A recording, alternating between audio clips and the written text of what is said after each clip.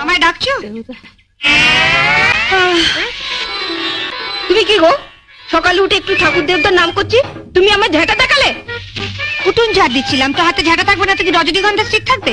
আগে মশারি তুলে বিছানাপত্র ঝেড়ে তারপর ঘর ঝাঁট দিয়ে তারপর আমার জন্য 1 কাপ গরম চা, একটু আদা দিস। কাল রাতে হঠাৎ ঠান্ডা লেগে গেছে, গলাটা কেমন ব্যথা ব্যথা করছে। তোমাদের সংসারে কেন যে আমি মা দুর্গা হয়ে জন্মালাম না? হঠাৎ কথা বলছো না, মানে মা দুর্গা হয়ে জন্মালে আমার কেমন 10খানা হাত থাকতো।